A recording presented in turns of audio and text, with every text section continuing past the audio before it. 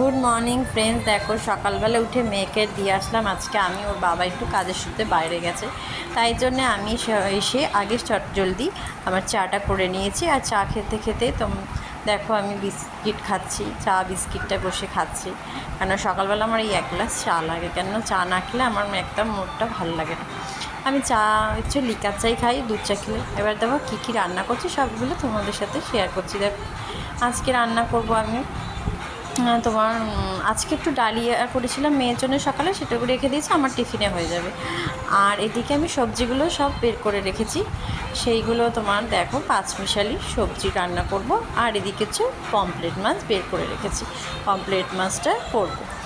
আর হচ্ছে এদিকে 4 পিস মাছটা বের করে রাখ।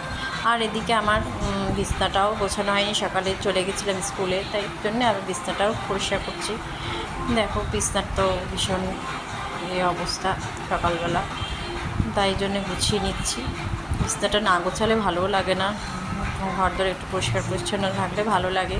যতটা পারি চেষ্টা করি পরিষ্কার করার। এদিকে আমার রান্নাটাও বসিয়ে দিচ্ছি। এদিকে আমি পাঁচফোড়ন লঙ্কা দিয়ে পাঁচমিশালি তরকারিটা বসিয়ে দিয়েছি। 5 মিনিট তরকারিটা রেডি হয়ে গেছে। তারপরে এদিকে আমার কড়াইতে তেল দিয়েছি, তেল দেওয়ার পরে পমফ্রেট মাছ দিচ্ছি, ভাজবো। সেই পমফ্রেট মাছটার কী হবে দেখো, ভালো করে ভাজা করছি। ভাজা টাজা করে নেওয়ার পরে তারপরে আমি সর্ষে পোস্ত ভিজিয়ে রেখেছি, সেই সর্ষে পোস্ত দিয়ে আমি ঝাল করব। আর তার সাথে একটু ধনে পাতাও দিয়ে দেবো, সেইটাই রান্না করব। দেখো মাছগুলো ভাজা হচ্ছে, তা সেই জন্যে ভাজগুলো ভালো না করে ভাজলে ভালো লাগে না। আর এই দেখো সর্ষে আর পোস্ত আর ভেজানো নুন দিয়ে ভিজিয়ে রাখি, তোমার সানরাইজ ভীষণ ভালো। তারপরে আমার রান্নাটা আজকে এখানেই কমপ্লিট হলো। Tata, bye bye.